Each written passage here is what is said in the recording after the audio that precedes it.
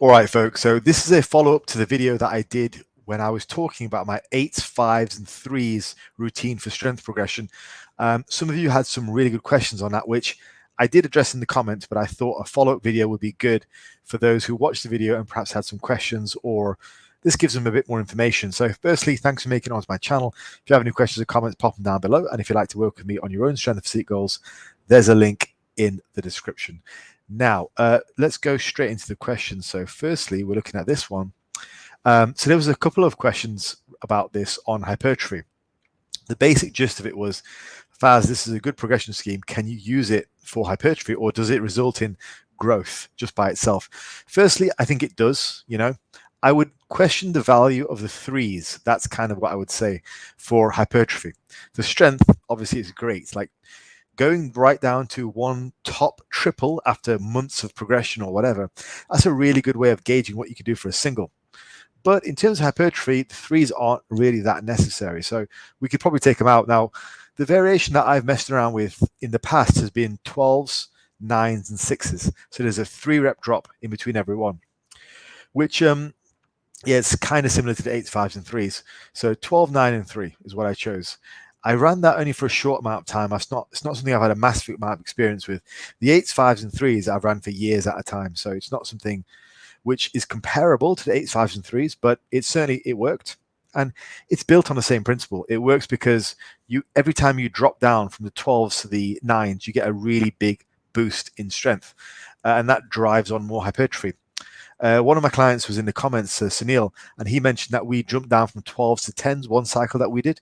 So one thing that I did with him was we did blocks of 12s, followed by blocks of 10s, followed by blocks of 8s, and then moved down. So it was a slightly different routine, more of a traditional linear periodization. But it's the same kind of thing. You just get that drop off in reps, which gives you a big boost in strength. So you take advantage of that. So yeah, with hypertrophy, I would say try the 12s, 9s, and 6s with the same principle. So 3 sets of 12 into 2 sets, into 1 set, then into 3 sets of 9, etc., etc. So you'll peak on a top set of 6, which even at the bottom end is still, a reasonable amount of reps for growth. And a top set of 6 really sets you up nicely for the next block. So yeah, hopefully that's helpful on that question. Now, next question was restarting the cycle. So this guy said, but after I've done the last 3 reps and can't move on, where should I go back to? So the idea with that is that you've written down all of your weights that you used for all 9 tiers of the cycle. So you did 8s for like 3 sets of 8, 2 sets of 8, 1 set of 8, yeah? And then you got same with 5, same with 3. So that's 3, 6, 9 tiers. So you should have a PR, a personal record, for every tier. So whatever you did for your previous 3 sets of 8, yeah, you should be starting about roughly there. And ideally, you should start above that because you should have gained substantial amount of strength. And that's generally what I did. I found that I could start back up on the PRs and then just gain a little bit from there. And when things were really heavy, maybe I didn't start back at the PRs, but I was lifting some pretty heavy weights at that time. So maybe it was like 3 sets of 8 with 160 kilos, like 3.5 plates aside on the squat. So maybe I didn't go right back there, but I was there. I was pretty close with the goal of breaking past that before I moved down. So yeah, once you've hit the final tier, go back to the beginning and try and beat your PRs from the previous cycle. And that way you just go around and around.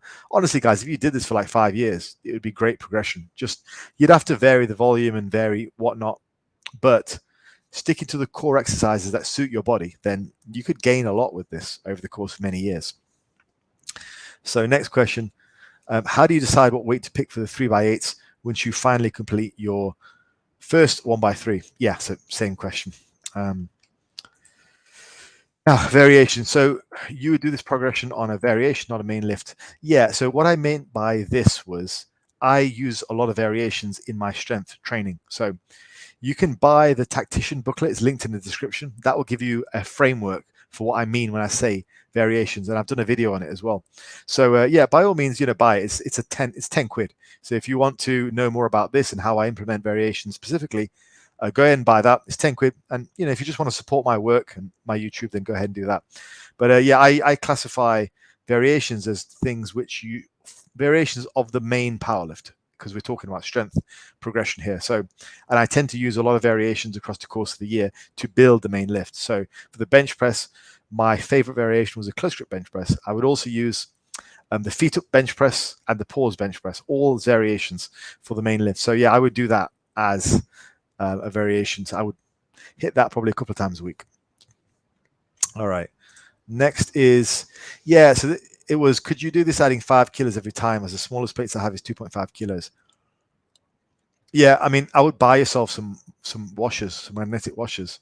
It's unusual for a gym not to have 1.25 kilo plates. I mean, a lot of them don't, but most gyms are switched on enough to have something, unless it's one of those commercial gyms where, you know, the manager just doesn't know what he's doing. But yeah, just go ahead and buy yourself some magnetic washers. Before I made this video, I went on Amazon and had a look, and you can buy them for anywhere between £2 to £10. Get them delivered to your house, take them to the gym with you, put them in your gym bag, slap them on the bar, and you can just match the progression. They're really easy. Don't think that's hard to do. Like, you can literally go online after you've watched this video, type in magnetic washers, buy some for the right weight, and just use them to microload. So it's really easy. And you'll be doing yourself a favor with microloading. Right, that was the last question. So I wanted to do a quick follow-up video because I realized after I did that video, there was probably some gaps in what people understood about the routine. So just to clarify, with the 8s, 5s, and 3s, it's something that I did for years. It's not something which is just a routine you run once, and it's not something which you should be running for like, okay, I'm going to do this for like 4 weeks. It's literally, if you do it right, it's literally an entire off season of work, you know? And this is the cornerstone of my tactician book. Like, that's how I utilize that for long cycles of gaining in the off season. That's how you gain strength, when you're really in that gaining zone for the long term. And if you think about this, I mean, this cycle is all about progression. You're always adding a bit of weight to the bar. And if you can do that and continuously keep up with the micro plates, you could just keep going for ages. You know, I mentioned this before, didn't I, in the other video, about how people are always building back up to their previous weights.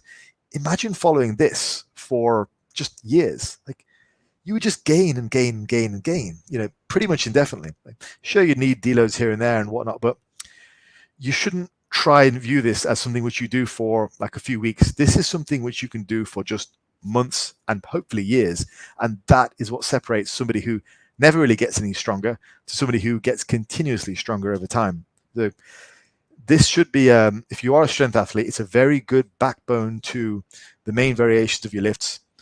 Continuously write down all of your PRs for each tier. And every time you go back to it, try and beat that so you know whether you're progressing or not. So at any one point, you might have 9 of these tiers for any one lift.